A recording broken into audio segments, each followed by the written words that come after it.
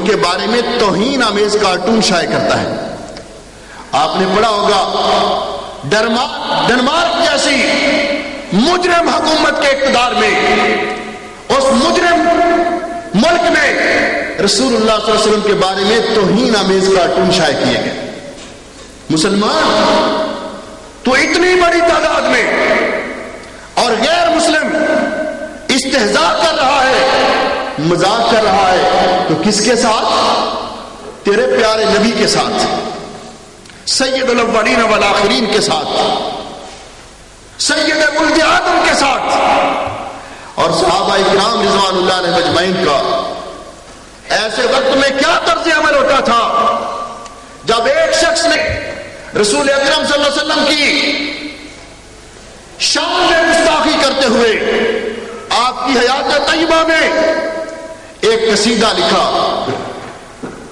اس کا جواب فوری طور پر شاعر رسول مقبول حضرت حسان ابن ثابت رضی اللہ تعالیٰ عنہ نے دیا, اور کیا کہا؟ تم رسول اکرم صلی اللہ علیہ وسلم کے بارے میں بات کر رہے ہو؟ یاد رکھو ہم مسلمان ہیں, ہمارا سب کچھ قربان جناب محمد رسول اللہ صلی اللہ علیہ وسلم کی عزت پر, عظمت پہ. ہمارے پاس اور ہے کیا؟ فَإِنَّ أَبِي وَوَالِدَتِي وَعِرْضِي لِعِرْضِ مُحَمَّدٍ مِّنْكُمْ بِقَاؤُ. میں سب کچھ قربان کر سکتا ہوں, اپنی جان بھی, ماں بھی, باپ بھی, اور جو کچھ میرے پاس ہے حضرت محمد رسول اللہ صلی اللہ علیہ وسلم کی عزت اور ناموس پر. ایسی صورتحال میں اللہ رب العزت کا یہ قاعدہ ہے, یہ قانون ہے, یہ جتنے لوگ جس دور میں بھی انہوں نے نبی کریم علیہ الصلوۃ والسلام کے بارے میں گستاخی کی, توہین آمیز کلمات کہے, اللہ جل شانہ نے خود جواب دیا. اور اللہ رب العزت نے فرمایا یہ سارے مل کر بھی اگر میرے پاک باز نبی کی سیرت کے بارے میں گفتگو کریں تو اس کی حیثیت یہی ہے جیسے کوئی آفتاب پہ تھوکنا چاہتا ہے, وہ تھوک آفتاب پہ تو نہیں پڑتی, اس کے اپنے منحوس چہرے پہ پڑتی ہے جو آفتاب پہ تھوکنے کی کوشش کرتا ہے. اللہ فرماتا انا کفیناک المستہزئین, کوئی گستاخی کرے ہم نمٹ لیں گے. اللہ فرماتے ہیں واللہ یعصمک من الناس, یہ اللہ کا وعدہ ہے پوری دنیا مل کر آپ کی سیرت کو, آپ کے کردار کو گدلا نہیں سکتی, میلا نہیں کر سکتی. یہ آپ کے بارے میں زبان درازی کریں گے تو گویا کہ دنیا کی لعنت ان پہ پڑے گی, اللہ کی طرف سے عذاب ان پہ آئیں گے, یہ لوگوں کی بھی نفرت کا شکار ہوں گے, اللہ کی بھی لعنتیں برسیں گی. اللہ رب العزت فرماتے ہیں کہ وہ لوگ الذین یؤذون اللہ ورسولہ لعنہم اللہ فی الدنیا والآخرہ, جو کوئی اللہ کی گستاخی کرتا ہے, اللہ کے رسول کی گستاخی کرتا ہے, اللہ نے دنیا میں بھی ان پہ لعنتیں مسلط کی ہیں اور آخرت میں بھی ان پہ لعنتیں ہوں گی. تاریخ میں بے شمار واقعات ایسے آئے جس نے گستاخی کرنے کی کوشش کی, اللہ نے دنیا میں اس کو ذلیل کیا. حافظ ابن کثیر رحمۃ اللہ علیہ نے تفسیر ابن کثیر میں اس آیت کے تحت انا کفیناک المستہزئین وہ فہرست بیان کر دی ہے کہ جنہوں نے نبی کریم علیہ السلام کے بارے میں زبان کھولی, اللہ نے دنیا میں ان کو ذلیل کیا. لیکن میرے بھائیوں, ایسی صورتحال میں ایک مسلمان مرد, ایک مسلمان عورت, ایک مسلمان جوان, اس کا کیا حق بنتا ہے, کیا فرض ہے؟ حکومتوں سے ایکشن لینا حکومتوں کا کام. یہ لوگ, یہ کفار اخلاق سے اتنے گرے ہوئے, اتنے دور, اپنے آپ کو جن کو ہم ان کی دولت دیکھ کر, دنیا کی ٹھاٹ باٹ دیکھ کر ہمارے منہ میں پانی آتا ہے, ہم ان کو مہذب کہتے ہیں.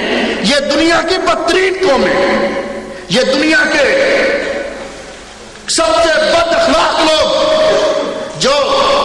جنہوں نے دہشت گردی کو امن کا نام دے کر پوری دنیا میں دہشت مچائی اور کہتے ہیں ہم امن قائم کر رہے ہیں. دنیا میں پوری دنیا کا یہ دستور اور قانون ہے, یہ انٹرنیشنل قانون ہے کہ کسی صحافی کو یہ اجازت نہیں کہ کہ وہ مذہبی شخصیات کے بارے میں گفتگو کریں. انہوں نے اس قانون کو بھی پامال کیا.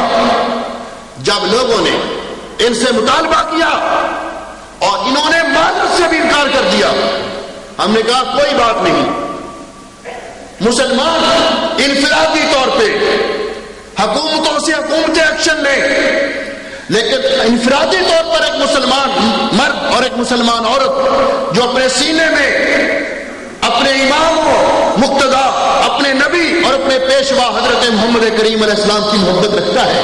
کیوں کہ مسلمان کا ایمان یہ ہے کہ پوری کائنات حتیٰ کہ اپنی جان سے بھی بڑھ کر اگر کوئی محمد کریم علیہ السلام کے ساتھ محبت نہیں کرتا تو وہ مومن نہیں ہے. وہ کیا کرے, وہ کم از کم وہ کچھ تو کرے جو ایک صادق الوعد مومن نے کیا تھا. اور وہ کون مومن تھا؟ جس کا باپ منافقوں کا سردار عبداللہ ابن ابی, اس نے غزوہ تبوک سے واپسی پر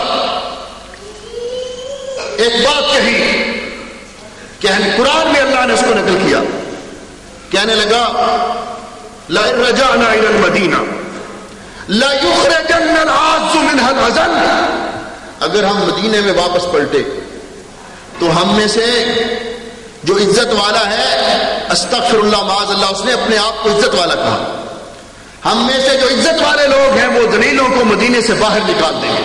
اور اس نے استغفر اللہ معاذ اللہ کس کو کہا اپنے سے کمتر؟ محمد کریم علیہ السلام اور آپ کے ساتھیوں کو. اس نے یہ گستاخی کی. اس کے بیٹے کو پتا چلا, وہ اپنی تلوار لے کر مدینے کے دروازے پہ کھڑا ہو گیا.